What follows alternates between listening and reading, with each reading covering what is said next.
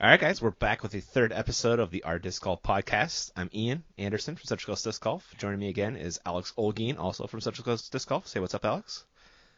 There he is. What's up, guys? Anthony Vandenheuvel from Disc Golf Weekly. There he is. Yeah. And Eric Woyden, your Our Disc Golf King Mod. Although don't tell Hart, man. What's up, guys? And And birthday boy. And Yes. birthday boy, yeah. He's accepting discs as presents. Just say your address right now and your If phone you guys number. have any, first run destroyers or 11x Firebirds that you'd be interested in, parting with. Nice. No big- So we got special guest Will Schusterick. So let's get to the interview, guys. So Will on the line. You got me, Ian. Phil to be a bunch. Hello, Ian. Let's go, man. Alex Olguin. Alex, have you filled Will before? No, I'd remember. Okay. And we got Eric, who's a mod on Reddit Disc Golf, and Anthony. Oh, cool. Yeah, and Anthony does Disc Golf Weekly on YouTube. He does like disc reviews Yeah. and stuff. Okay, yeah. Cool. Yeah. Right on, man. Wow. That didn't sound nearly as fake as Paul. Yeah. Oh, that's really funny. Awesome, Will. Well, thanks for joining us, man. How's Jay going? It's going pretty decent. I got my wisdom teeth removed on Friday, Oh, wow. Ooh. so that wasn't really that great. So today was actually the first day that I've actually been able to play. I played 9 holes of disc golf today, so today is the first day that I've played since then. Nice, That's man. rough. Yeah, it's not really the greatest. So what are Still your got a bunch of gauze in your mouth? No, not too bad actually. I really didn't have any gauze in my mouth. I had it after the surgery, obviously, but I can't really chew anything. And today was actually the first day that I drink coffee every morning, and today was the first day that I could drink coffee since that day. So I was like, I really want to have a cup of coffee really bad. Nice. I feel you on that one, man. Yeah. So what? That's the part they don't tell you about. What's that? What's that? That's the part they don't tell you about. It's the hot Oh, liquor. right, I Like, know. oh, don't chew anything, but you also can't drink coffee. Yeah, exactly. Oh, and by the way, yeah, they squeeze that in there whenever you're on drugs. By the way, don't drink any coffee. So what are your off-season plans, man? My off-season plans, I've been planning these par 2 events. Uh-huh. Don't know if you guys know anything about it, but it's similar to like an ace race or like the 2 disc challenge or stuff like that. But Right. the way that I promote the event is to get people who typically don't compete in any club events and try to get them to come out and play. And usually I'll shorten the course and make up my own little like 12-hole course. It's a flex start. Usually I do from 10 to 3. And then I have an hour to clean everything up and do awards. And then at 4 o'clock, I'll do a clinic, usually until the sun goes down at 4:30, 5 o'clock or something like that. Okay. But it's pretty easy. I mean, you get for signing up this year, you get 2 discs and a hat and a sticker. And it's been doing really well. I think I've already done one in Mobile, Alabama, and this got like 85 people at it. Wow. But I have them planned for Nashville, Knoxville, Bowling Green, and I think another city or so. But it's just my way of doing something over the winter. Cool, man. That sounds great, man. It's a great way to keep involved and get some new people in the sport. Yeah, definitely. I noticed a big lack of Chicago in that list. Now, I'm not saying I'm mad. Hey, this is the first year where last year I did all Tennessee because it was the first year that we announced it, so it wasn't extremely organized on how directors could order their packages and how to do stuff and stuff like that. And this is the year where I reached out. I'm only doing Nashville and Knoxville that are actually in Tennessee. And outside of that, I'm doing, like, I drove 8 hours or 6 hours. I drove to Alabama to run an event there. Wow. And then I was trying to plan one for Charlotte, but I think I'm going to go play the Southwestern Florida Open instead. And then Chicago is another area that I've had a lot of people ask me around that Chicago kind of You and Indiana Dana could area. both run it. Yeah. Do it together. Yeah. Nice, man. Well, what are your plans for next year? Like touring wise, have you locked up a schedule yet? Figured out what tours you're going to attend and stuff like that? I know for sure I'm going to attend all of the pro tours. Uh-huh. The incentive with the $10,000 for first place in the point series, I think, is really key in all of that. I know that Prodigy is a really big sponsor for all of the events. It's really easy to travel to them as well. I actually just signed up for them all today.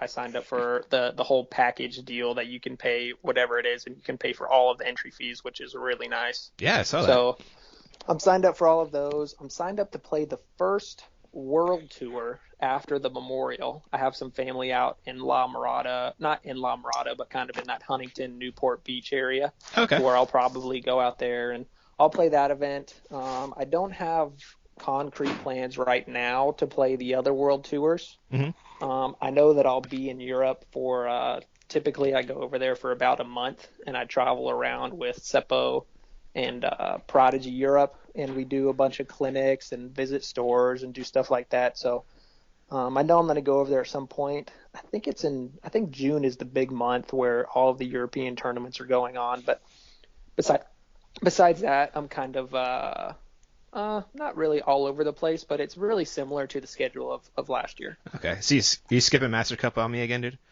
Yeah. Dang it, Will. Come on, man.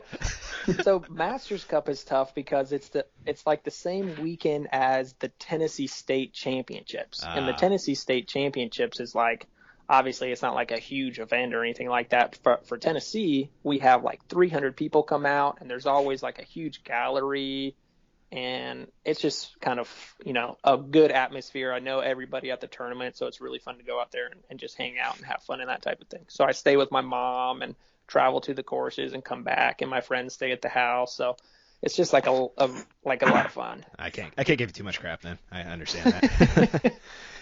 Nice, man. At least you'll get it for the World Tour event. Yeah. What'd you say?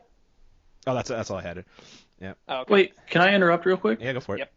While we're on the subject, sort of, what, obviously, us as the relative nobodies that we are, have our thoughts on like all the different tours and stuff, but what are yours as a pro? You're the one that would be playing in all these. What do you think about all the different, there's the World Tour and the Pro Tour, and then the Great American Disc Golf Tour.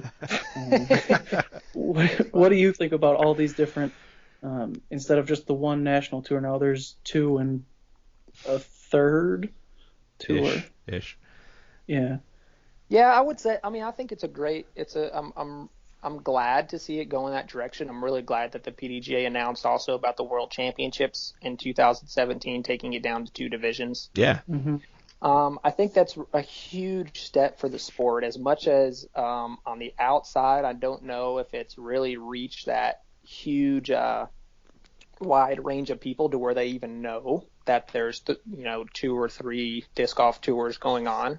I guess you could say 3 for sure, obviously, with the national tour, the pro tour, and the world tour. And I think it is very big for disc golf because now you have these separate places to where you can fit that median range of players into whichever area fits. And I think that's where disc golf is going to grow, is when you have not typically 5 to 15 people who only play disc golf as a living, but when you get to the 20 to 60 range, when you have 20 or 60 people traveling and only playing disc golf, that's when I think the sport is going to take it to the next level. Mm-hmm. Cool. Totally agree, man. Have you heard of any pros that are signed up for the American Disc Golf Tour besides Phil Berg? No, and I honestly don't really know too much about it. I don't think anybody does. No, and I've read, and I honestly don't really know enough about it to even talk about it. Mm-hmm. And I know ESPN3, and I know that I have a really good cable provider, and I don't get it as a TV channel. Yeah, I think it's their streaming service actually. Yeah, I think it's Yeah. That's what I've heard. Yeah. Yeah. And I know that Ultimate has been on there before. I know the Major League Ultimate Commissioner. I've talked to him about doing stuff with disc golf, but I don't think it's MLU that's quite on there. It's it's like the AUDL, I think. Right, the AUDL and the Collegiate, I think Ultimate is on there. And that's kind of somebody in the stands with a handheld, kind of filming like a high school football game, basically. Gotcha. but I don't really know how it's going to pan out. It's going to be interesting to see. I'm not going to be there. I think I might be at. There's 2 tournaments right now that I'm looking to play. Either the Utah Open.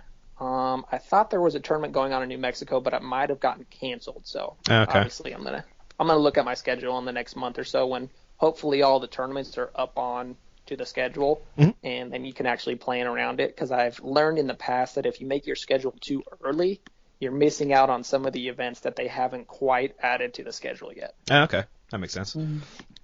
Yeah. Cool. You guys have any more questions for Will, or should we hit some fan questions?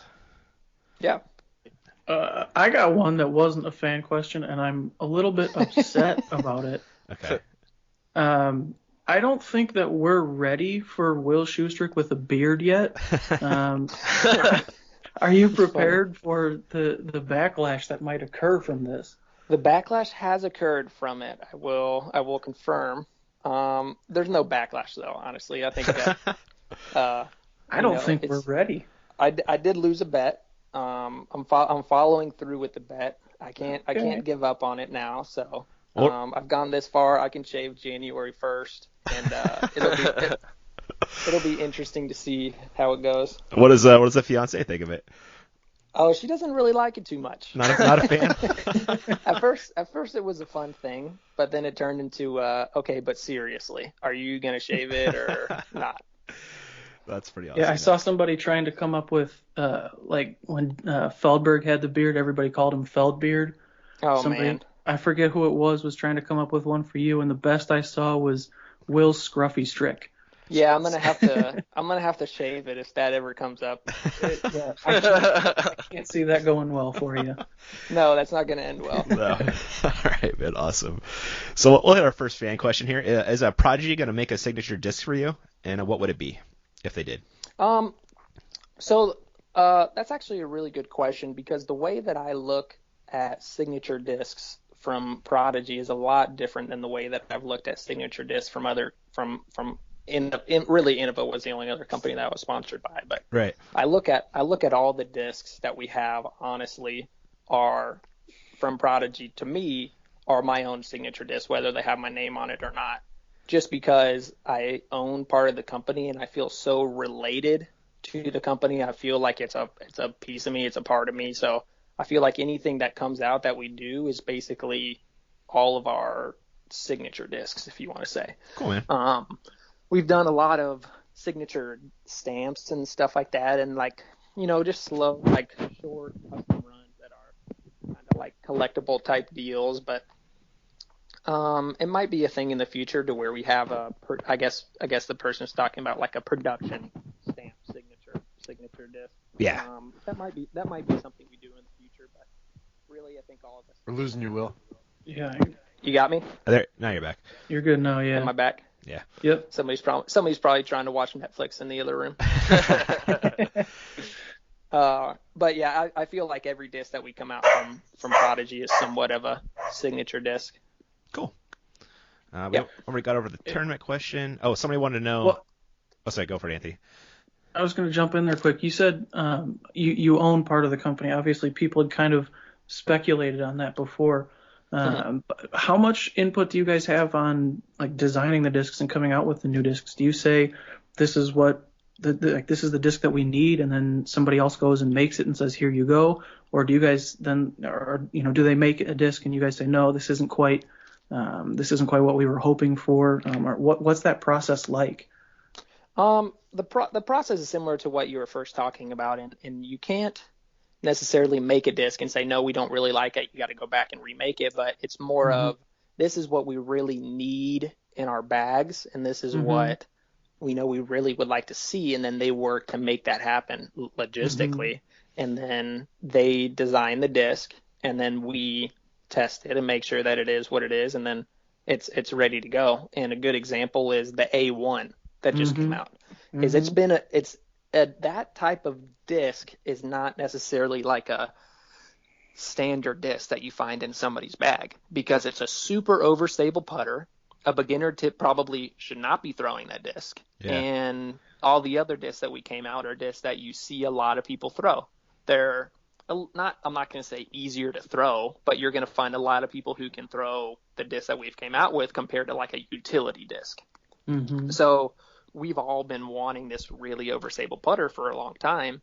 And now it came to a point to where we came out with a really good lineup with discs, 16, 17 discs, molds of discs, plus the plastics on top of that. And then with a really overstable putter, it's kind of going into something that, okay, we can go outside the lines a little bit and make something that it's a little bit like there's a smaller group of people that are going to throw that disc. Although it's probably going to be a popular disc for tournament players or people that throw really hard. Mm-hmm. I mean, really, we all know that a beginner player should not be throwing that disc. No. So that kind of is a good example of our input going into making a disc. Mm-hmm.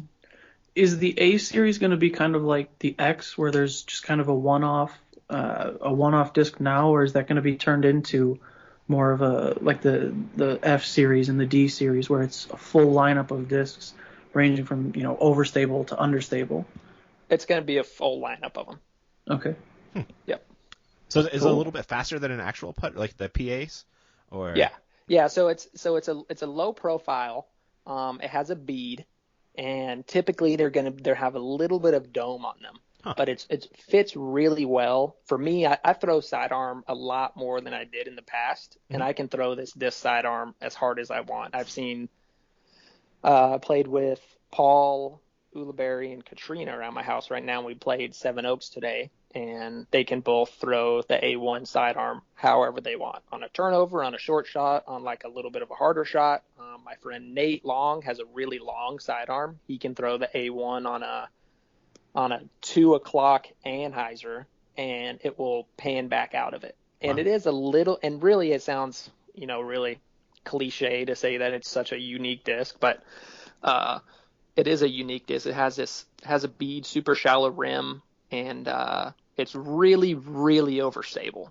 And it's just a little bit faster than a putter, but doesn't have enough glide to be considered a mid-range at all. Interesting. I got a question for that. All right. Now, I don't want to insult you or Paul or Katrina or any of the people that you just mentioned, but can it hold up to a Jeremy Colling sidearm? Yes, it can. Because that's the test right there. That's the test. If Jeremy Colling can throw it sidearm, it'll handle anything. He throws understable discs, though. Yeah, he does. That's true. He throws a sidearm better than anyone.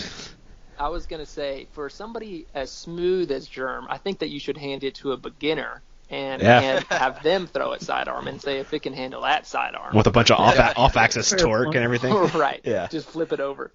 Yeah, let me throw it. Yeah. We'll see now Alex's forehand. Yeah. Yeah. Did I? Oh, yeah. At Beaver State Fling, we played a couple holes with you. Then your warm-up with Yuli. He stopped laughing just before we called him. Yeah.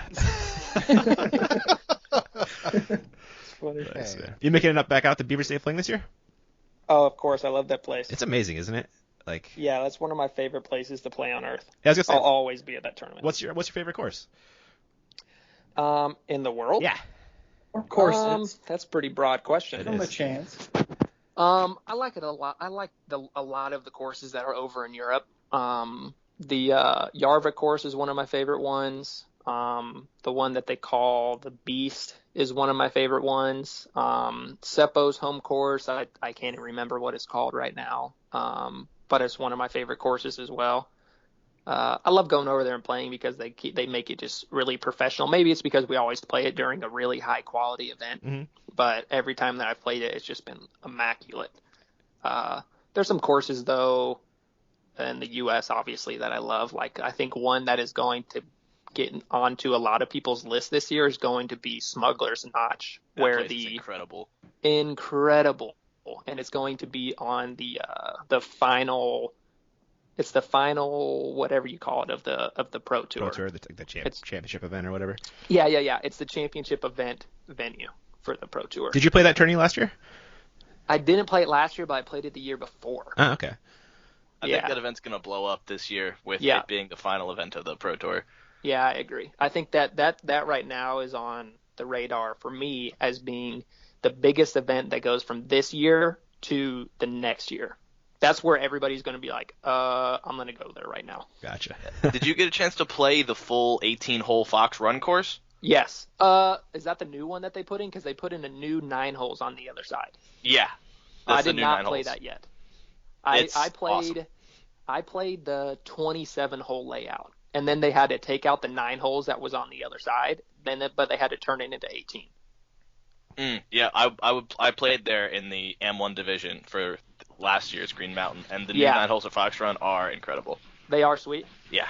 Cool. Because I've heard it plays around some like satellite towers or something like that, I thought. And I know there's a lake too. Yeah, you walk. So a part of the holes you walk past the satellite towers to essentially play around them. Mm-hmm. But you walk by them, and there is a lake that comes into play on like 2 or 3 of the holes. Nice. Yeah, I'm pumped to get back there. Yeah, it looked beautiful from the footage. Yeah. So we got another fan question. Really nice. Will you ever try to break the distance record? I would really like to see myself try. I don't know if I have the correct technique to do it because it's not a typical distance throw. Right. And the best way that I can control it is almost like a grip lock, because you have to get the disc so out of your hand it has to come out basically to where the wind is hitting the back side of the disc so it can start pushing it like a kite. Right. So if you hold your hand out and you have a disc in your hand and you think, okay, let's think of the wind blowing in one direction, and you need to release it to where the wind is underneath it. You can't do that with just a typical throw. You have to almost hold on to it to where it goes straight up into the air with a nose down anhyzer to where it's almost probably 90 to 120 feet up in the air, and then it just pushes and goes super fast and carries for 875 feet. Good. Super easy. That's the plan anyway, right? Yeah. That's the idea behind it. Yeah. You throw some long golf shots, man, like without the aid of air. Just a bit. I would think you could do it. I don't know, man. Yeah, it's I've never been to the desert. I'd love to go. I think that they skipped out on the event last year. But I would love to go. I think a good goal would be to win any distance contest by just throwing your regular golf shot. I think that's when you can say that you're a really like world-renowned distance thrower. When you can just throw a regular golf shot and be like, got it. Yeah. That to me would be better than anything. Nice. I told this story to you when I was filming you at Beaver State Fling, but the very first time I filmed or Central Coast Disc Golf was you and EMAC battling it out at Santa Maria Open right before Worlds in 2011, oh, nice. I think. And nice. I'd never seen pros throw before, and I saw you throw like 550, 600 feet on a hyzer, and it broke my brain, and I was like, I didn't even know it was possible before watching that. It's nice. Instantly hooked, man. And I think nice. Cool. Brad Beck, the disc guy, has a similar story of filming you one time and getting hooked as well. Yeah, funny story with Santa Maria actually is so my dad lived in that area. He lived in San Luis Obispo, which is just right down the road. Huh? And I flew out there to see him within the first 6 months I started playing disc golf. And Santa Maria was one of the first courses that I played besides in Tennessee. Huh. That is random. And then we drove actually to, I remember Kyle Crabtree. I met him at the course. Uh-huh. One of the first pros that I've ever met. He was there. He gave me I think he gave me a Champion Roadrunner or something like that. And then we went to De La Viega, and I bought my first ever Champion. I bought my first ever Champion disc, and I still have it actually. It was like a Champion Orc, which was my favorite disc ever. So you played Dale after 6 months? How'd that go? Yeah. There's no way I would even know. We probably didn't even play the course correctly. Yeah, that's too funny, man. At that point, you don't even, I'm like 14, 15 playing De La Viega, not knowing anything, like blowing my mind what's going on. So that's when you started, when you're about 14? Yeah, I was 13, 14. What sports did you play before that? I played a lot of baseball and basketball. I played traveling baseball and traveling basketball. I tried to play football for about a couple games, and then I realized that I was a lot smaller than all the other kids. So I got hit around pretty easy, and I realized that that's probably not the spot for me to be. I can watch football with the best of them, but I probably won't be playing it. Yeah. I'm never going to be a center. Yeah, I'll probably yeah, not going to happen. Nice, man. So we got another question. When eating food mid-tournament, do you only consider things that can be eaten with one hand? Yes, actually I do. That's actually a really funny question. What? Yeah, because you got to think that with food comes grease, Yep. and grease has nothing to do with grip. Yep. Well, So whenever you're Well, it going has to something putt, to do with grip. Yeah. yeah, you're right. It just Just not eliminates in a it. good way. Yeah, exactly. Yeah. So usually I'm sponsored by a company called Bearded Brothers. They make some tasty And bars, man. They make some really good stuff. Yeah. And I usually have a couple of those bars in my bag, and I always like to have food in my butter pretzels or those things or something to kind of keep me going, because typically when I'm off the course, I'm eating all the time anyways. So I'm used to just eating a bunch, especially for those long rounds, like at Beaver State Fling, whenever it's a 4.5, 5 hour round. Yeah. You have to have a little bit more than water, whether it's like a Powerade or something like that. Then you have to have food, because whenever you're coming down the stretch with 6 holes left and you're only 2 under, but if you birdie out and you shoot 8 under, you got the hot round. You want to have that energy to just continue playing. Cool. Let's see. Got any more here? Is there any? If there was any type of plastic that you wish Prodigy would make that's not currently produced, what would it be? Are you? That's pretty tough. I think that a good plastic would be. There's 2 ways that I could answer this. One of them would be a plastic that would be more like a rarely used disc in your bag, which I think would be like an extremely soft disc, kind of like that Vibram stuff, Uh-huh. but make it in a driver to where you could throw like a really huge like spike hyzer, and it would just hit the ground like peanut butter and not even move. So kind of like a gum putt I think that- or whatever. So kind of like a gum putt, but a driver mold. So you could throw like a 600-foot shot or whatever it is. Uh-huh. You know, you could throw a 400-foot shot straight up in the air, and then it would never skip because it would just grab the ground. I like this. That's cool. Yeah. And then the other one I think would be, which I think is one of the best plastic that they don't really make anymore, was kind of like the 11-time rocks, but like if when I first started playing, they just stopped making them. But it was like really good, like that plastic that beats in slightly but will slowly break in over time. Uh-huh. I think that was a really good plastic as well. Right on. Kind of like in between extremely durable disc Mhm. and a disc with like really, really good grip, Okay. you know? Uh-huh. Kind of like in between that. I don't even know if that exists, but Somewhere in there. yeah. Cool. We've got another question. What do you think has been the best improvement in disc technologies since you started playing, and what do you think the next one will be?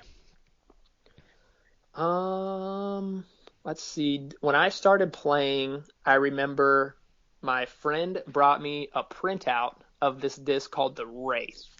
And I'm like, oh my gosh, it goes to speed 11. No way.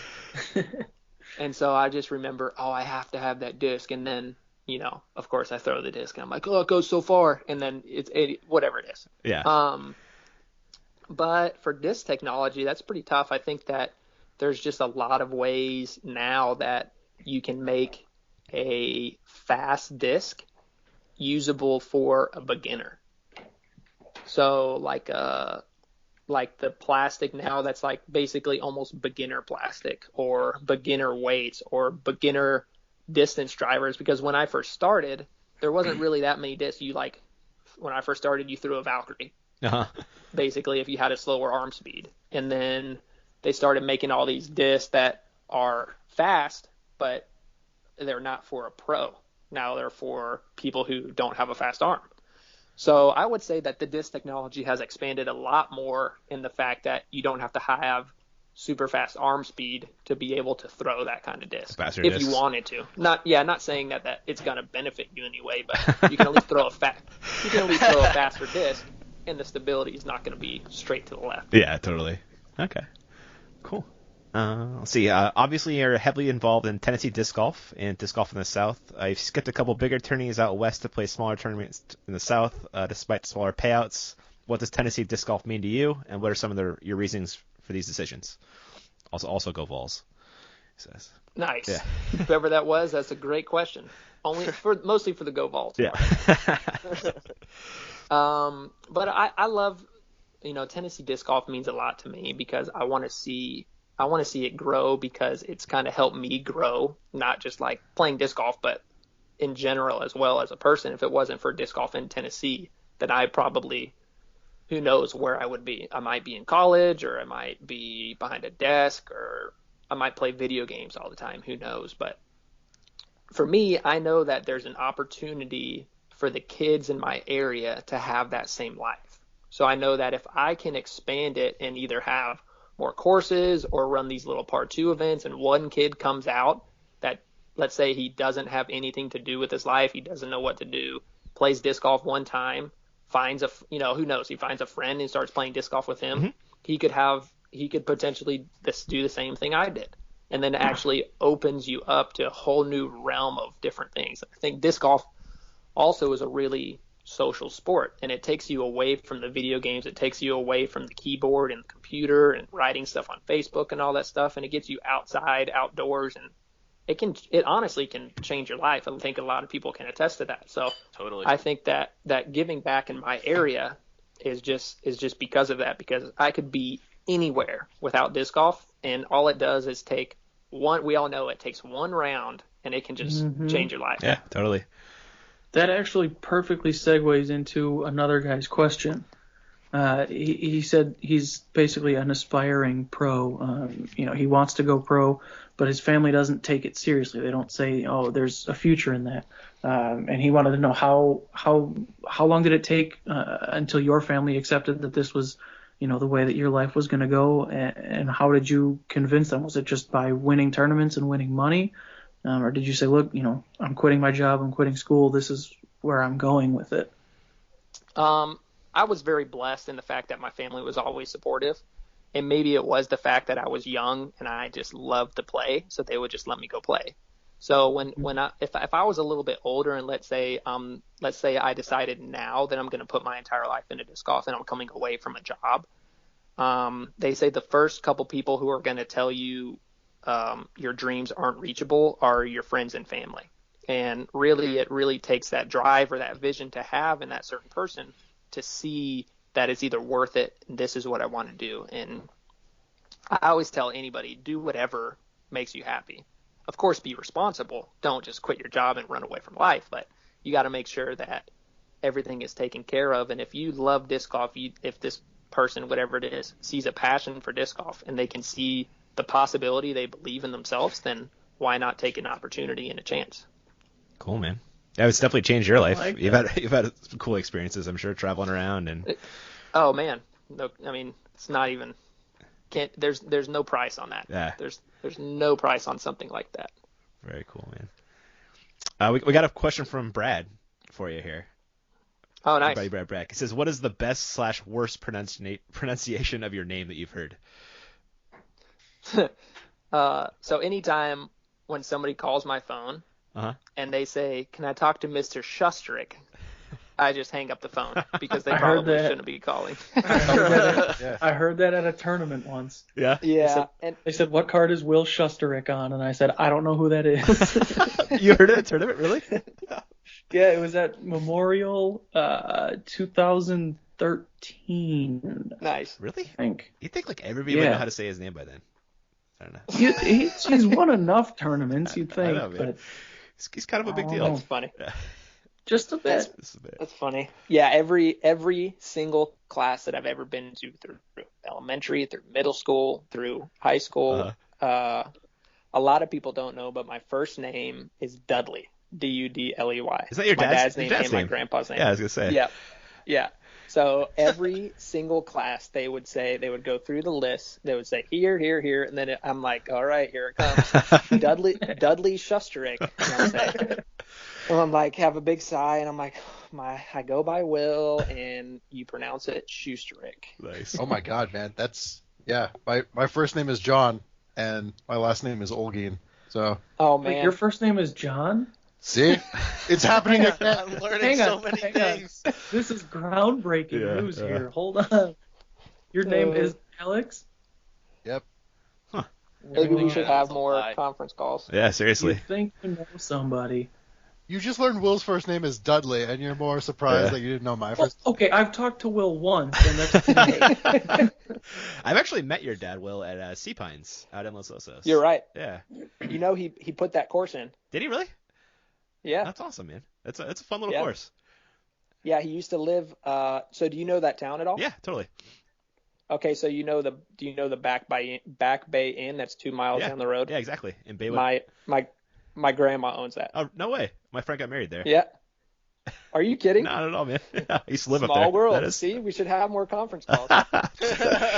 Too You know, funny, if man. Will wants to come on the show more often, I'm not one to say no.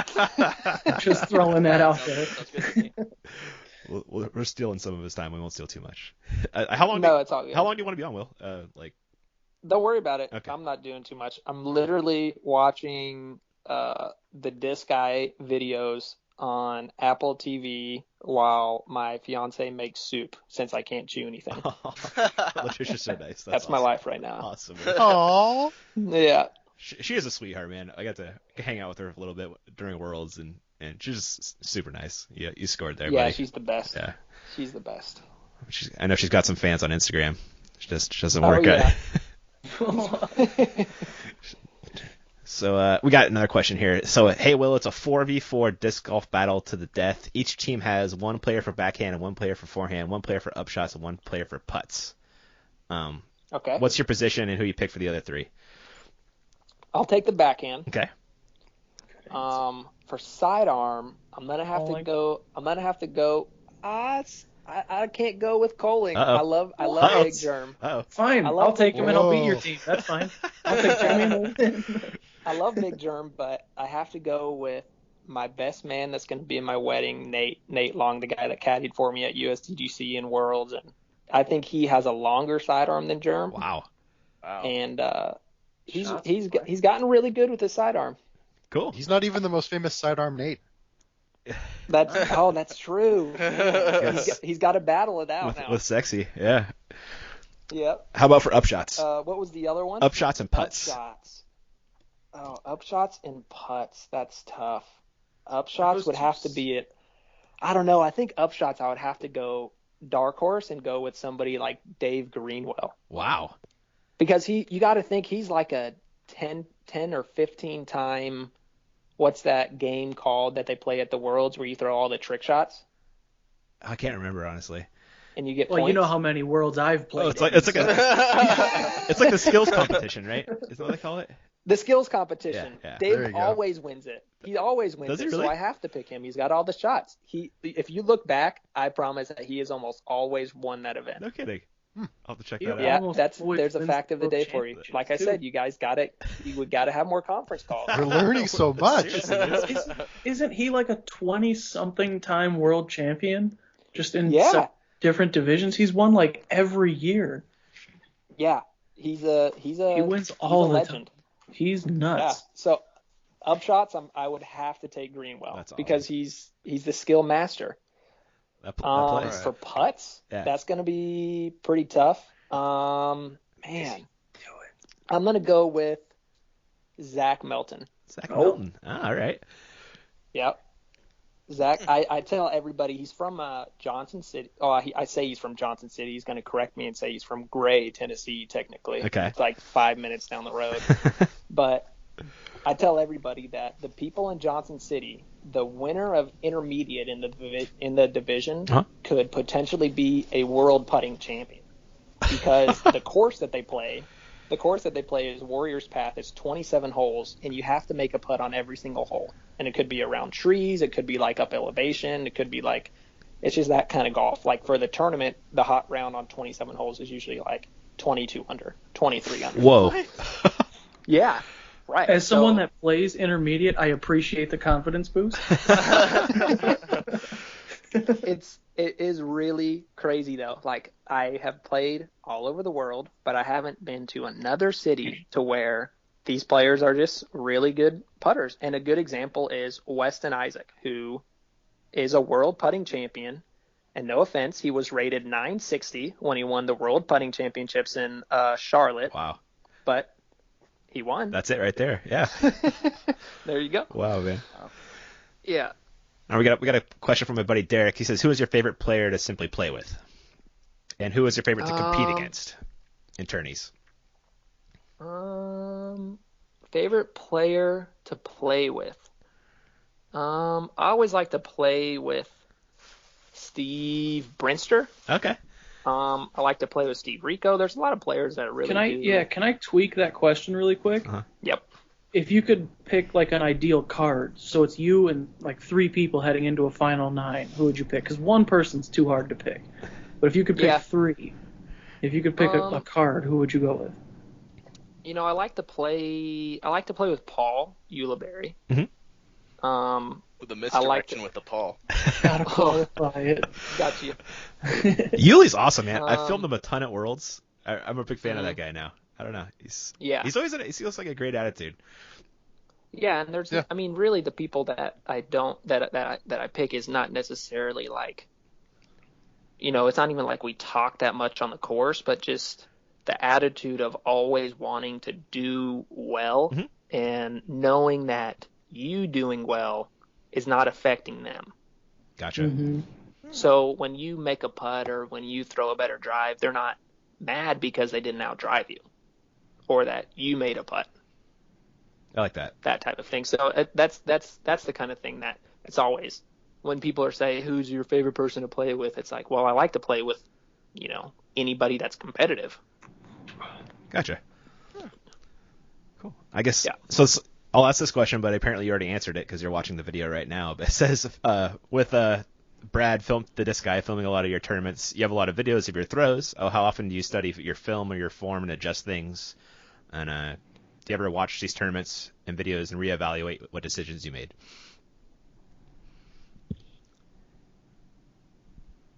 Did we lose him? No, I'm back. Oh, there. Sorry. Oh, no worries. If somebody calls me, I'm on my phone. Oh, gotcha. So if somebody calls me from my phone, it puts me on hold. Sorry. Oh, no worries. It's all good. But I heard your question, and I honestly don't typically go back and watch videos. This is a pretty rare occurrence where I'm actually watching a disc golf video.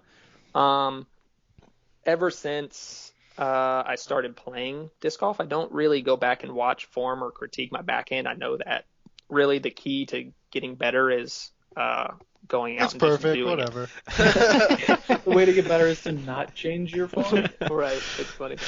But I really try to just go out and play as much as I can. If I'm looking to get better at something, or I know that there's just little certain points, honestly, in a backhand form that I look for that I know that if I'm hitting everything and I'm on full cylinders and I'm playing, 12 hours a day, then I know that I feel like I'm the best backhand thrower in the world. And I feel confident saying that, not saying that I'm cocky in any form, but I feel like if you put a circle in a piece of board and put it 100 feet away from me, I feel like I can almost hit it 3 out of 5, 4 out of 5 times.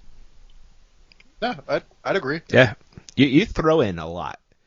Like, there was one year where I had a throw-in in the first 12 tournaments that I played from over 150 feet. Yeah. And it's not like I don't try to throw anything in. I just threw them a little bit too hard. That is the most first world problem I've ever had. I just happened to make this 200-foot shot. Sorry, guys. Like, turn to the rest of your card and put your index finger on your lips, like, oops. Dang it. Happened again. Too funny. All right, we got do you play any video games? I do not play any video games. I think the last time that I played video games was I usually play them with Brad Beck, and it's probably been a solid 4 years. Yeah, same here. I don't play too many. I gave him up for editing video. Practicing disc golf, Yeah. Yeah. I think I'm too impatient to play video games. As soon as it would say that it's loading, I'd be like, I'm out. You must hate course backups then, man. Oh, man, you have no idea. Probably drives you crazy. All right, if you could play one Tennessee course for the rest of your life, which one would it be? Oh, man. Man, everybody makes fun of me for this, and I'm not going to say this is the course, but Victor Ash is where I learned to play disc golf. So, honestly, that might be the course, because if I had to pick a course to play for the rest of my life, it wouldn't be a wooded course. It would be a course to where I could throw any shot that I want. And if I wanted to go play with 5 putters and throw as hard as I can on every hole and maybe reach the basket, then that would be the course. But it's just, I've heard there's a new course though called Clayton Homes. Huh? It's on the Clayton Homes facility. They put like a lot of money into it. I'm playing it Sunday for sure at a bring your own partner doubles event. But I've heard that is really, really nice. It's got 2 baskets on each hole and 2 sets of turf tee pads. But I've heard that's really nice. But I always have this like unconditional love for Victor Ashe, awesome. Just because I started playing disc golf there. And probably the best course in Tennessee, I would say, I haven't played that Clayton course, but Cedar Hill is 10 minutes down the road from my house, and I love playing there. But it's never just that feeling like I started playing disc golf there. Like I played there occasionally, like traveling whenever I lived in Knoxville, but it's not like that feeling to where I've been here so many times. Gotcha. So I have that feeling about Heilman Park on the Central Coast, and I'm curious have you ever played it? No, actually, is that the course that usually has super long grass? Yeah. Yep, I have. That's awesome, man. Yeah, I don't think I'd want to play the rest of the rounds for my whole life on the course I started playing. No? No, I it's. don't. Have you ever played Cross Farms in Connecticut, in Tolland, Connecticut? No. Yeah, I wouldn't recommend it. What's wrong with it? I'm over exaggerating a little bit. It's a nice course, but it's one of those courses you go to if instead of throwing at one relatively well-defined fairway, you instead want to throw at 15 fairways that are a disc wide through trees. Yeah, I'm not into that. No, it's not fun. Yeah, it's not as fun. Yeah. I would play that. Is it called Pickwick? No, it's not called Pickwick. That's the course in Tennessee. What's the course up there that's 27 holes and they run the Connecticut big tournament on? Wickham? Wickham. I would play Wickham every day of my life. Wickham's incredible. I love Wickham. I mean, that's just one of those courses you can get out there and you can bomb all day. And Right. yeah. Exactly. Nice. All right, so wait, speaking of bombing, because, I do that so well, this is another question from somebody. Assuming the hole's wide open, there's no trees, there's no elevation or nothing, it's just a field, how long of a hole do you feel confident that you could birdie? And just so you know, for reference, this guy asked Paul Macbeth, and he said 600 feet. So if you want to say 601, that's acceptable. It's pretty funny. I feel confident if you're like $20 birdie right on the table and I had a match a $20 birdie. Mm-hmm. I would say 600 feet is about right, because if you get a really maybe 601. There you go. Yeah. But if you get a really good drive off, obviously you're looking at 550, 570, maybe. That's really hard to ask on flat ground, no wind, no elevation. That's a really, really far throw. A lot of people think 600 foot, you see a pro throw 600 feet all the time, but really that doesn't happen too much. Maybe with a roller or like a little bit of a wind or an elevation change, but 600 feet's a really, really long ways on flat ground. Yeah. I remember this year, Beaver State Fling, you and Paul uncorked some huge ones on it's hole 9, par 4, kind of dogleg right. Do you remember this? Is that the one with the parking lot on the left? Yeah. Yes. How far do you think that drive was? I would say that's about the 550 to 570 range. Okay. Yeah, that's a good drive and an upshot. Yeah, for most people. I remember 2 years prior before that, when I won the Beaver State Fling, I had a drive on that hole that I thought was really, really far. And I felt like when I throw a drive and I know that it's going far, I feel like I got it all. Like I got everything behind it.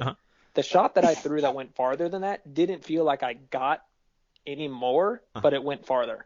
It must have been like a little bit more. I don't know if it was like a little bit of wind that I didn't know of or a little bit of a better angle, but it went further. And I was like, dang, been working out, I guess. Is, you always have that good round when you feel like you weren't playing that well. Yeah. And it's like, oh, wow, I just shot 7 down. I didn't even realize it, Yeah.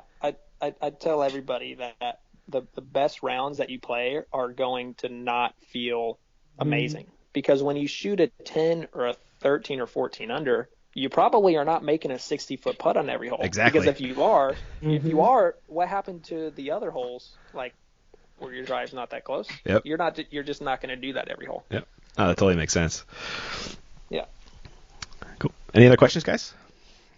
Oh, I got one. Hit it. Do it. This has been stirring inside me. You said when you've listed your like your favorite courses. Yep. How does Winthrop Gold not make that list? I don't think anyone in the world plays that course better than you do. And how does that not make? He doesn't enjoy it though. Yeah, it's a curse. it's not fun, right? Oh yeah, winning it 3 of the last 5 years or something? Like, no, that sounds boring. Well, I appreciate the comment, first of all. I don't put it in my top 5. I think that the other courses that I mentioned that are like in Europe and stuff like that, they offer a lot more visually, and I think elevation kind of goes into that as well, along with the fact that it's a lot more natural. And I know that Winthrop offers an extremely challenging course, especially if it gets a little bit windy. But to me, when you look at the different categories that make a great course, whether it comes to me, that's challenge with also being fun. And then I have to add a aspect of like pleasure, I guess, playing the course and having awesome views of looking over, whatever it is, whether it's like a big field or, that just kind of stuff really changes the dynamic of a course for me. And with Winthrop, you play around the college campus, which it's set up really well. I think the design is great, but I'm not the biggest fan of the ropes.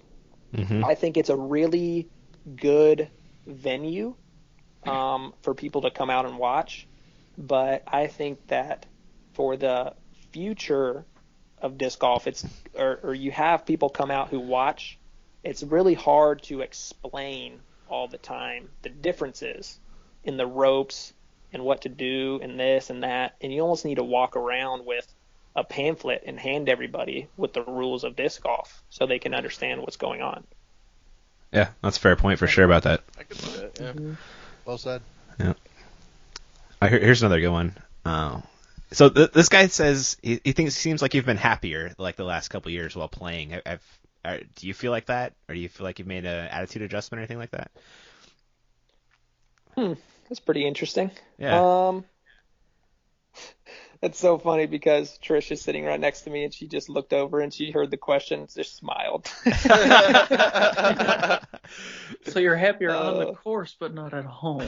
Oh, that's funny. I think that I definitely think that being happy on the course and for the record, in 2011 I was the number 1 ranked player in the world, but I don't know if that has to do with my attitude, and maybe it does. I don't know, because it's hard to kind of look at yourself in a third person type of view in that matter, I guess, or that dimension, whatever you want to call it. But I always try to improve my attitude in any form or fashion, whether it comes to talking to people, reaching out on the course, mind frame, like that's all golf in a nutshell, is that it's you against the course. And so I try to read books or listen to interviews and motivational stuff, and it's really like what you want to make it for yourself. And I think that me doing these stuff on the sides, like the part 2 events that I talked about, and reaching out to kids and trying to get them involved and Prodigy and all that, it's taken my mind a lot more away from being the greatest player ever, which I'm not saying I don't not want to be the greatest player ever. Of course I do. Yeah. But also there's another form that you can't, nowadays you can't just be the best player of all time, because that doesn't really take the sport to another level.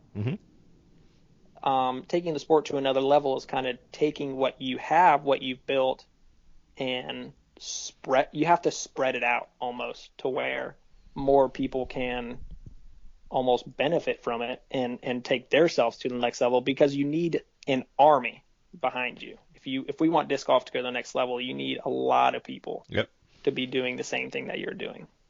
Yeah, the sport's definitely growing though. It's really cool to see over the last, however long you've been involved. I've been involved for about 12 years. It's been pretty interesting. Yeah, it's really insane to see the amount of people that come out to just really watch disc golf. And that to me is what is showing the growth of disc golf, is when people come out to watch. Yeah, and it's not always the easiest sport to watch live, so it's pretty amazing people still come out even on those tough courses to watch. Yep. Maple's definitely tough to watch. Is it? Yeah, going through the woods and everything can get tough, but it's definitely worth it. Yeah. Yeah, it's tough, and like Winthrop Gold, like when I say a place is a great venue, a lot of people think that disc golf needs to go into the woods, and I'm not saying that it doesn't, but when you go into the woods, it creates a lot of non-visual aspects of the sport. No, totally. And I heard a lot of complaints from other pros from the St. Jude tournament that it was just wide open and long, and you threw a driver off at every tee.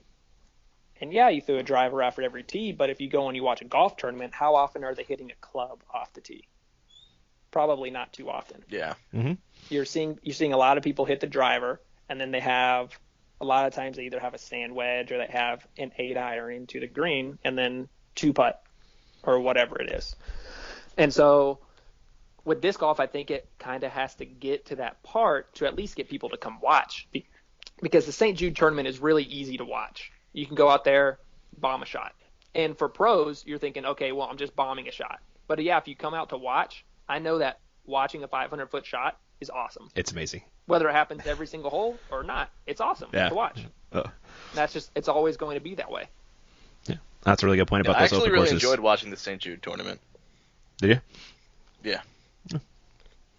And there you go. Yeah, exactly that. UC designed that course, right? Was that a UC course? I think he did, yeah. He Simon-proofed it a little too hard. He killed Simon. He did. Yeah, I think that event is gonna be a 3-round this year, so I think it'll be a little bit better. Was it just 2 last year? Yeah, it was only 2 rounds last year, 1 each day. Oh wow. Yeah. So you're definitely planning to go back for that? Yeah, I'm gonna try to go back for that, and I just talked I think the director of the St. Jude tournament a couple of days ago about starting fundraising and doing stuff like that. So right on. It's gonna be fun. Nice. Yep. Cool. Anybody else got some questions for Will? Yeah, I got one, Will. Yep. All right. So we were at Milo, and it was Beaver State Fling, and I was on the chase car, and you guys had just completed that like monster par 5, and we were kind of like backed up and waiting for the next hole to open up. And I think like Nate Sexton hit a 80-foot birdie or something. Like there was this huge roar of applause, and everyone on my card like turned around, and they were like what just happened? And someone was like, Will Schusterick just eagled it. And some people were like, no way, man, like that hole's too big. And then Big Jerm was like, I don't know, guys, he throws real far. Could you eagle that hole? What is the par 5? Just for it's that like which one? Are we 1,200-foot hole? The course that we played last? Oh yeah. On that's the east course, right? Yeah, it's like right along the river. The first course when you drive in.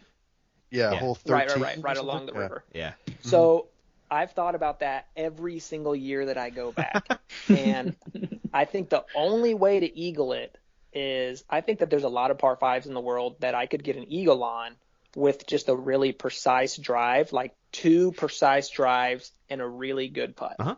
Right. Like 2 precise drives of being 480 to 520 and then making a good putt, because you're obviously looking at about 1,000 feet, which might be a par 5. Mm-hmm. So with that hole, you have to have an extremely good drive. Otherwise, you might get a 5. So an extremely good drive would be past that big tree by like 50 or 60 feet, because I feel the only way to get there is to go on the left side all the way down with the roller. So really, I think the only way to 3 it would be to bomb a roller and you have to get through like a 5-foot wide gap. And if you're in the center of the tree, you have no shot and you're taking a 5. Yep. And I play that hole trying to take a 4. It's a really, really hard 4 still. But I throw like a pretty flippy roller out to the left and then turn it over by the short pad. And then I play straight with the short pad and then try to get it to fade to the right and then play a sidearm up shot from there. For your 4? Nice. Trying to get a 4, yeah. Gotcha. Yeah, that hole's a beast. Like I think I took an 8 the first time I played it. I'm always happy. Yeah. I'm always happy when I get a 5. Yeah. Coming Just down the way stretch, it bends, it's super Yep. difficult. Yeah. Yeah, that's a great par 5. Yeah. That's a really good example of one of the best design par 5s, because a lot of people try to put a par 5 on a course and it's not a par 5. Right. But that one is a great example of a par 5. Yeah, it's got kind of that sucker fairway off to the right too. You know. Right, exactly. It's got that. It's like and a I tunnel always shot. end up in that sucker fairway. That's where I ended up my first time, and I was like, never again. I'm not doing that. Yeah. Any more questions for Will? I got one. Are we waiting for Eric to come back, or screw him? Nah, it's fine. Just go ahead. Okay. So, Will, I'm going to give you absolutely, full. You can just hang up right now if you want. Because there's a good probability you might want to. Your teammate, Paige Pierce, there's been a lot of rumors and speculation about her joining someone else, staying with Prodigy next year. Do you want to, or do you have any knowledge on the topic? I have no information to give. I don't have anything. What I expected. I got nothing for you. That's fair enough, sir. Had to ask. That's a good hard-hitting question right there, Anthony.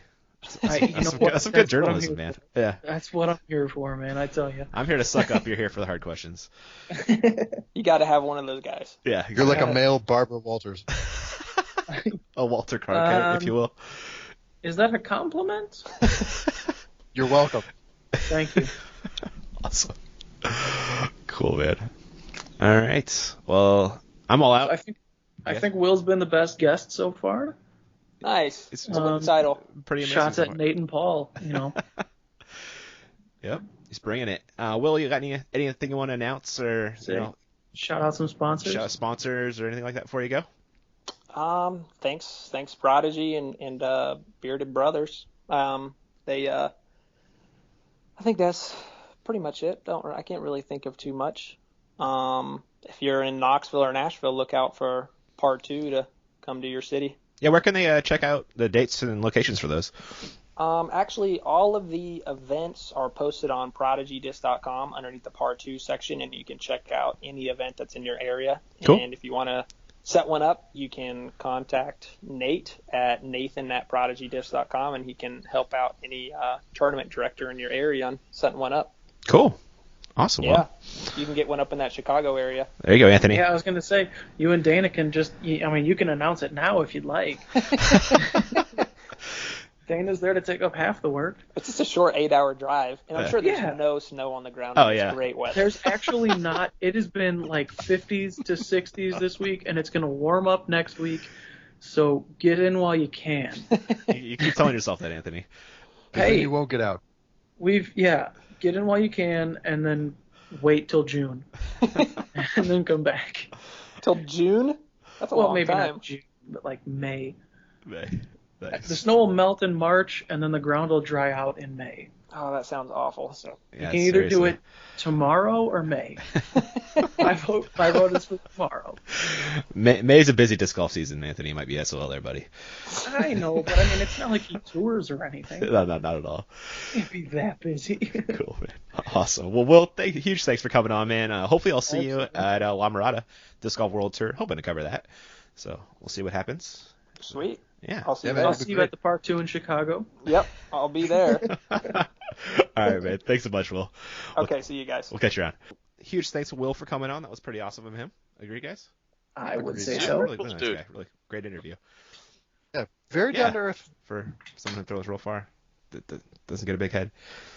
But let's get to our questions, guys. Yeah, topics or questions? Yeah. Topics. Topics or topics Topics? first. Questions? Topics. Well, let's do topics because we'll segue perfectly in with the end of that Will There we go. interview for this one. All right. So, obviously, Will said or claims that he doesn't know anything about Paige next year. I think she's as good as gone. I think it's either Dynamic Discs or Innova that she's going to. And I would bet money on that, but I'm not going to because I'm a girl. Yep, we're aware. What about you? Yeah, well, thanks, Eric. You're so cool. I was actually talking to Dave Dunapace about this, and he said that she's actually under contract for another year. Yeah. Really? Yeah, that's what he's under that impression. So I don't know if that's actually true, but that's what he said. So I highly doubt Innova because I figured he would. I've been told. I mean, this was just by someone. I don't know how reputable it is, but I've been told he's basically just like a face, where it's like he's not as involved with the inner workings as people would assume. That could be complete BS. That's what I've been told from someone online. It's plausible. I'm sure he delegates, like a lot of that stuff to, I'm sure he knows more than the team I do, manager and all the, so he might not be intimately involved in everything. But yeah, that's what I heard from him. Yeah. But I mean, always just trust saying, what people tell you on the internet. She posted that she was in Emporia yesterday, so if that's not Paige Pierce to Dynamic Discs confirmed, I don't know. It makes a lot of is. sense with their connection EMAC but she could just throw everyone for a loop and stay with Prodigy too. That's very, very plausible. Yeah. Anyways, so there's that. We just speculated on that. Oh yeah, these are facts. Speculator. These are facts. DD is catching all the pages. Yep, they are. Dude, they are growing. Yeah, they are, man. Real quick. Jeremy does a great job. Good for them. And Bobby does great work, man. He does. Also, Central Coast Disc Golf at Glass Blown Open next year, yes? Negative. Yes? I only have so many vacation days. Yes? Dude, Joe Mez has that on lockdown, man. I'm not going to try and run him out of there or anything. That's his bad. Yeah, but, I mean, like... Hopefully Worlds.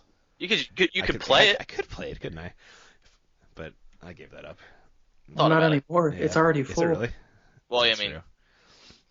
It filled up if I go to Emporia next year, it's going to be to Film Worlds, which I'm like 90% I'm going to go Film Worlds. And I'm 100% you're going to Film Worlds. Well, as long as Anthony is. Let your wife know that I'm definitely going. No. Okay. Yeah. She'll take. Tell her Anthony said there's nothing you can do about it. Oh. So I guess we could talk about Central Coast Disc Golf next year if people are curious. Okay, focus on yourself, why don't you? Well. So, yeah, let's talk about the future of my YouTube channel. No. Is it going to exist later? No. Once it snows, yeah. Nice. So, Central Coast Disc Golf next year, I think definitely probably going to Worlds. Beaver State Fling, Alex, you in for that one for sure? Okay, so we'll definitely be back at Beaver State Fling. Very likely we'll be at Masters Cup. I'm talking to the TDs right now about that and DGA and stuff, so we'll see what happens there. And I'm trying to get involved with the Disc Golf Pro Tour, so maybe I'll see you at a Smuggler's Notch, Eric. That would be awesome. That'd be cool. We can drink some more Nate Dawson's new beer, which I'm assuming will be happening. I really want to go to there, or I really want to go to the Maple Hill Open. Those two courses really they're both pretty good places to go. They stand out as both just awesome courses and really cool tournaments too, So that's kind of what I'm thinking. I'll probably go back to Rocky Mountain Disc Golf Championships because I had an amazing time up there, and those are some really cool courses.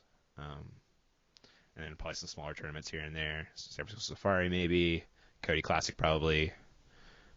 Still have to get up the footage from this year. That's not. How much footage from last year do you still have that hasn't been posted yet? 2 or 3 rounds from Beaver State Fling. I have 2 or 3 rounds from Worlds. I have 1 Final 9 for the Rocky Mountain Disc Golf Championship. I have 2 rounds from the San Francisco Safari. I have 3 rounds from the Cody Classic. So you're lazy. And I have like 8 rounds from the Southwest Team Challenge I just filmed. Yes, I'm very lazy. And that's just me. And, yeah, Alex has the ORDGC. Alex, what else? The Farragut. Yeah, 3 in a final 9 of ORDGC and 3 from Farragut. You guys won't be wanting for disc golf videos this winter. As long as I don't get what the holdup is. It's not like either of you are married and neither of you have kids or jobs anything. or anything. Like, yeah, nah. No, yeah, you guys have free time on top of free time. Yeah. I don't get this. Dude, my work just turned it up to 11. no. It's like, That's no fun. It's no fun editing when you've been stressed at work all day too. Yeah, editing is not fun. So if you want to help us edit, we will take you up on that in a heartbeat. And as long as you're you're not bad. Actually, I forgot Ben filmed a bunch of stuff too that hasn't put up. It's got St. Jude's, the Daisy Chains. Oh my god, man. Our backlog is kind of ridiculous. It's a good problem to have. Large. You know, we're not gonna run out of footage. So not anytime soon. So I got up next though is the Rocky Mountain Disc Golf Championships Final 9 in. Spoiler alert: Christian. Yeah, it's kind of like Worlds, where it was the Paul Macbeth victory lap. That Final 9 is the Christian Dietrich victory lap. I think it's up by 9, which is actually the same margin as Paul. Did Paul have 9 or 12? It was a lot. I don't think it was 12. It was the same. Yeah. Yeah. So and then Corey Morell actually edited all the San Francisco Safari. So all I have to do is add scores. So those should come out pretty quickly after. Soon, TM. Yeah, I'm thinking hopefully next week if I can get my freaking laptop fixed. Oh my god. I was raging last night, so hopefully that gets fixed. It's got a Paul Macbeth commentary on it, so I need to get that off. I hear that the louder you yell at computers, the more prone they are to work. I'll give that a shot tonight. Hopefully I don't wake everybody up. But yeah, I think that's all the Central Coast Disc Golf news I got. Hey Eric, what videos do you have in the works?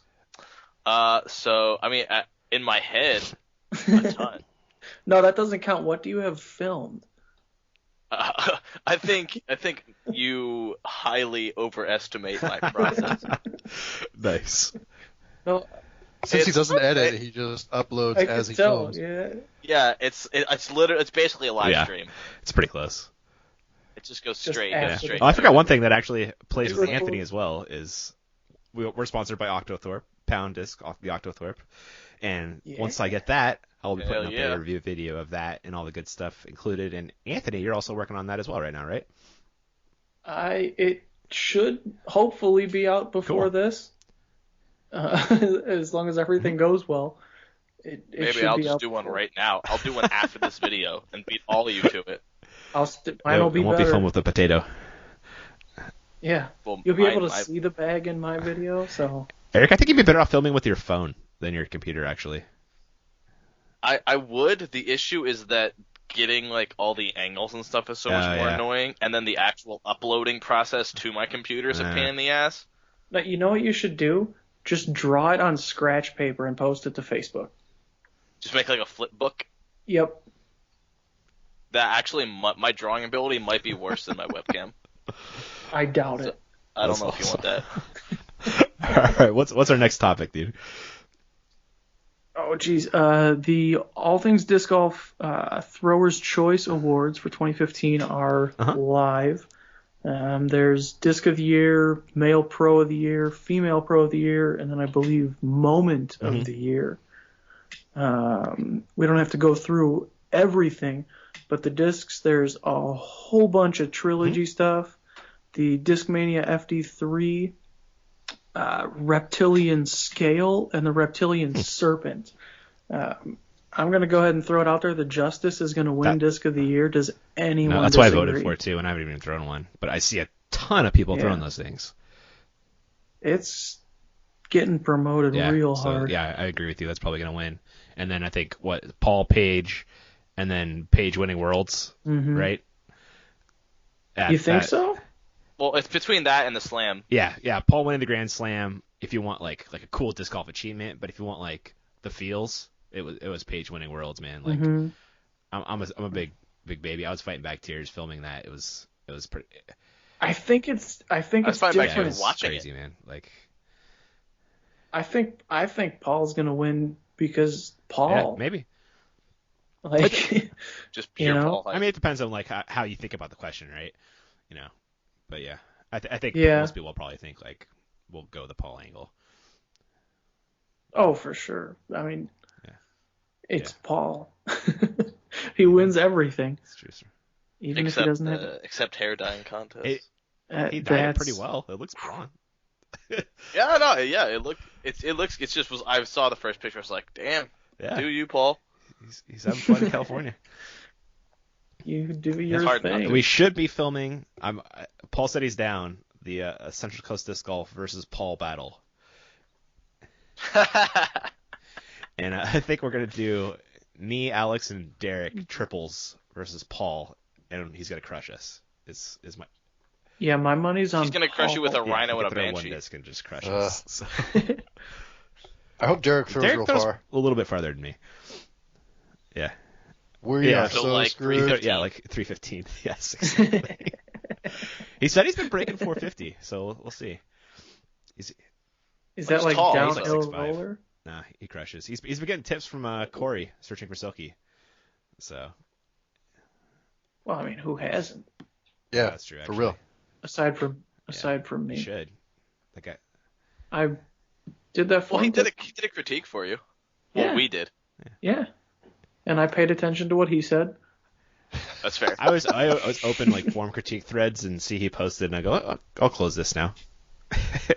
Just go, no, The the job has been done. It's either you, Done? Eric, or Corey, and I just go, I'll close it. Somebody took care of it. I'm glad you started doing them though, because the ones that are like stop rounding and put your cross foot behind your other foot instead of in front of it. I don't have to go do all those. I catch the low hanging fruit. Anything, if you're throwing under 400 feet, I can help you. If you're throwing over 400 feet, I probably cannot help you. It's what it comes down to. But cool. Any other topics up for discussion, Anthony? We've got the days of our disc golf. That was quite a big. Some people liked it, some people didn't. I don't know, Eric. Your opinion doesn't matter. Basically, yeah. Because I'm literally Hitler. You a little worse. Like if Hitler had like a stepchild, that was even worse. Yeah. That'd be me. Yeah. Well, you and Jason. Oh, Both. Yeah. So Ian and Alex, fans Alex, or go no? for it. What do you think? I liked it as a place to kind of host a whole bunch of the same stuff, you know? Like, I wouldn't have posted my own ace post, but since there was already something dedicated to it, I was like, yeah, you know what? Sure. Like, let's contribute some content. Yeah. So yeah, I think it works. I wouldn't remove posts, but I think it at least, like, is a useful place for discussion. Yeah, I think it's a great place to collect like low effort content. It's kind of a Reddit problem inherently in that stuff that's easy to post and easy to digest will be upvoted harder than things that take longer to digest and longer to work on, like Central Coast Disc Golf videos. So that's. Oh, wow. So, I don't have enough link I don't even post my videos anymore, really. But I think my highest post on our disc golf is a meme, which is, you know. Oh, yeah. I think the top ESPN. post ever on our disc golf exactly. is a meme. So I mean, it's not just our disc golf problem. It's a Reddit problem. You'll see it in other Reddits. They kind of collect the low effort stuff to make sure it doesn't drown out the high quality posts. So yeah, that's my thoughts on it. I think I agree with Alex. I don't think we need to like remove a ton of stuff. It really depends on what it is though. Like mail calls, I think we could have a thread and remove, but that's my personal opinion. So. Did he just go robot for everybody else? Nope. Nope. Just That's just your terrible internet. You're a robot. Probably Everyone is. on Reddit is a bot except you, Anthony. You know what? I wouldn't be surprised. So I got the 5-minute warning from the wife. So. Oh, Yeah, jeez. The ruiner of fun. My amazingly supportive wife. All right, let's take a couple quick so questions then.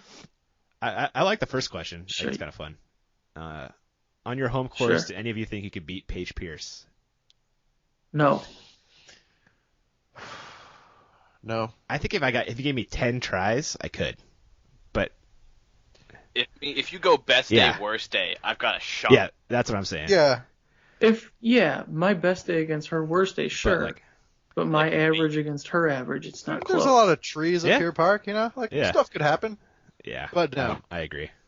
And I watched them play Worlds, and I was like, hey, maybe this, and then nope. Yeah. Nope. Way better than me. All right. Next question. We got to the next question already. So the third question is. Well, wait, hang on. We didn't really finish that one. Oh, okay. Totally. Oh yeah, how many strokes? If not, how many strokes would she have to give you? 4. Yeah, I was gonna say 4 or 5 strokes. I could probably. I could maybe do it if I was having a good day. She throws 450, and she's a really good putter. Yeah. Well, my home course is just pitch and putt, so it's if I'm making my putts, I won't lose. Worst case scenario, we'll tie. Cool. Yeah, I'd say best day, I could beat her if she spot me a handful. But, that's my best round. My normal round there, no, I get crushed every single time. All right, so the real next question is, how do you measure your success and overall improvement as a golfer, especially with low-quality ability? Okay. Whoa. It's a big statement about my ability. Low-quality ability and as a beginner. Did you say low quality? Does he know me? Has he seen me, bro? I think the way I measure if I'm reaching pins I haven't reached before, I can tell I'm throwing farther. If I'm making more putts, if my upshots are landing closer, that's kind of how and then score, obviously. Those are kind of what I look at. I go by how many people's minds I blow with the shots that I make. With your 360 backhands. Amazing 360s. That break. Oh, yeah. Hey, my longest ever shot is actually not off a 360. That's why you do them all the time? Yeah. No, okay. you can't do them in New England. There's no room. Sucks.